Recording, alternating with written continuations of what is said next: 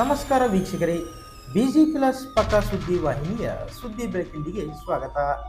ನಾನು ನಿಮ್ಮ ವಾಹಿನಿಯ ವರದಿಗಾರ ಸಂಗಮೇಶ್ ಹುಶಿಗೇರಿ. ಕುಷ್ಟಗಿ ಪುರಸಭೆಯ 2025-26ನೇ ಸಾಲಿನಲ್ಲಿ ಒಟ್ಟು 15 ಲಕ್ಷ ರೂಪಾಯಿ ಉಳಿತಾಯ ಬಜೆಟ್ ಬುಧವಾರ ಮಂಡನೆ ಮಾಡಲಾಗಿದೆ.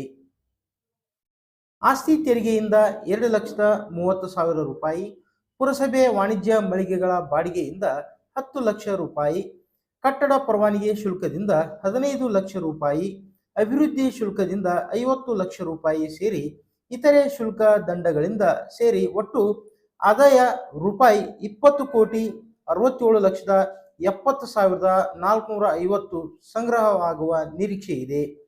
ಅದರಲ್ಲಿ ಖಾಯಂ ನೌಕರರ ವೇತನ, ಬೀದಿ ದೀಪಗಳ ಹಾಗೂ ಕುಡಿಯುವ ನೀರಿನ ಸ್ಥಾವರಗಳ ಬಿಲ್ಲುಗಳ ಅನುದಾನದ ವೆಚ್ಚ, ಪೌರ ಕಾರ್ಮಿಕರ ವೇತನ, ಮುಖ್ಯ ರಸ್ತೆಗಳ ನಿರ್ಮಾಣ ಮತ್ತು ಬಸ್ ತಂಗುದಾಣ, ಚರಂಡಿಗಳ ನಿರ್ಮಾಣ ಹಾಗೂ ಉದ್ಯಾನವನಗಳ ಅಭಿವೃದ್ಧಿ ಹಾಗೂ ಹಸಿರೀಕರಣಕ್ಕಾಗಿ ಬೀದಿ ದೀಪಗಳ ಖರೀದಿ ಹಾಗೂ ನೀರು ಪೂರೈಕೆ ಪೈಪ್ಲೈನ್ ಸೇರಿ ಇತರೆ ಕಾಮಗಾರಿಗಳಿಗಾಗಿ ಹಾಗೂ ಖರ್ಚುಗಳಿಗಾಗಿ ಒಟ್ಟು 20,67,70,450 ರೂಪಾಯಿ ವೆಚ್ಚವನ್ನು ಅಂದಾಜಿಸಲಾಗಿದೆ.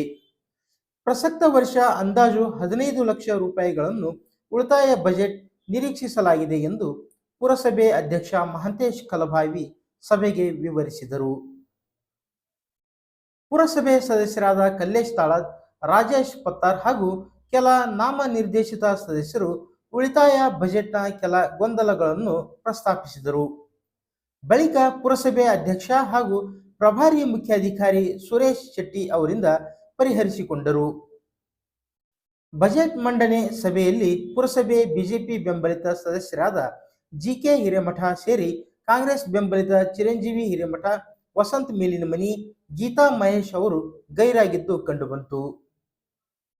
ಆರಂಭದಲ್ಲಿ ಪುರಸಭೆಯ ಪ್ರಭಾರಿ ಮುಖ್ಯಾಧಿಕಾರಿಯಾದ ಕಾರಟಗಿ ಪುರಸಭೆಯ ಮುಖ್ಯಾಧಿಕಾರಿ ಸುರೇಶ್ ಶೆಟ್ಟಿ ಅವರನ್ನು ಪುರಸಭೆಯ ವತಿಯಿಂದ ಅಧ್ಯಕ್ಷ ಮಹಂತೇಶ್ ಕಲಭಾವಿ ಅವರು ಗೌರವಿಸಿ ಕುಷ್ಟಗಿ ನಗರ ಅಭಿವೃದ್ಧಿಗೆ ಸಹಕಾರ ನೀಡುವಂತೆ ಕೋರಿದರು. ಸಂಬಂಧಪಟ್ಟ ಅಧಿಕಾರಿಗಳು ಏನೂ ಮಾಡಿಲ್ಲ. 6 ಲಕ್ಷ ತೀಸ್ಕೊಡೋದಿದ್ದೀವಿ. ಏನೇನು ಪುರಸಭೆ ಕೇಸ್ ಏನದು